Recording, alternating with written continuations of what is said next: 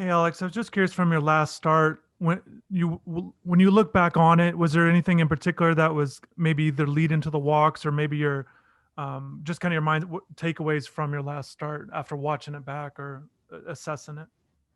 I mean, it all comes with getting on top of the ball. Sometimes I could get arm side with the ball, and it's gonna run to the right. It's all about getting on top of the ball for me, and getting in the strike zone. Awesome. We're going to go to Josh White of WVUM. Josh, go ahead. Hey Alex, how are you? Just Uh, just for you now being the Friday night starter for Miami back-to-back weekends and now facing Georgia Tech, what's the season been like for you just working on your game and now sliding into that Friday night spot? it's a grind. You know, being in the mix for a starter in the fall. I didn't quite get there yet, and I just had to push myself even harder. Day by day, working on things that I could do to improve. Going over things with JD and everything, and ultimately working my way to the top. It's been a grind this whole season, and I'm glad I'm getting this opportunity, and I'm gonna continue to keep the ball rolling. Awesome. All right, Alex, we're going to go back to Christopher Stock of Inside the U. Chris, go ahead. Yeah, just following up on that, what has it been like, Alex? Just with the role that you're in earlier in the year, I assume it couldn't have always been easy because this was what you wanted. Just what has it been like, kind of getting to this point? It's been a long journey. The first two series, I didn't even play, and it was kind of mentally like affecting me sometimes.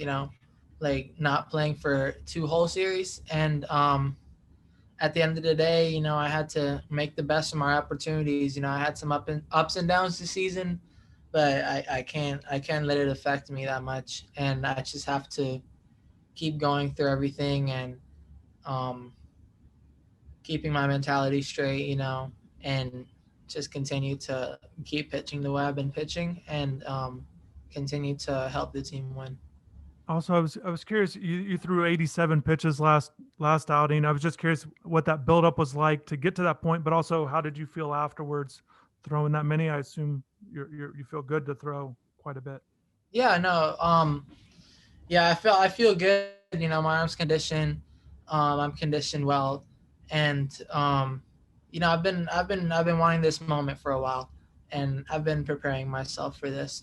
So I've been doing the right things to get my arm ready, and you have to know you're a pitcher. You have to know what your body's telling you. At the end of the day, it's your body, and I've been doing the right things to get my arm conditioned. Then can throw that many pitches without feeling like bad the next day. It's normal to feel a little sore, but my arm's good. All right, Alex, our last question for you comes from Josh White of WVUM. Josh, go ahead. Alex, just how much those first two series of not getting any live action motivate you? Obviously you're not rooting for your teammates to fail, but once that opportunity was there for, how much did it motivate you to step up and help the team? I mean, I love watching my teammates go out there and play, and I learn some things from my teammates too. It's not only watching them play, you got to watch them play and you got to learn.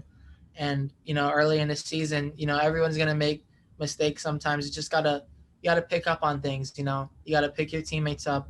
You got to step up when they're down.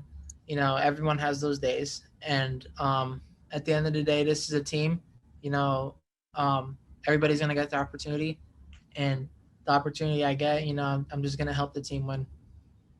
Actually, Alex, we're going to do one more from Christopher Stock. Chris, go ahead. Mm-hmm. Yeah, thank you, Alex. I was curious about your fastball with the guys with velocity.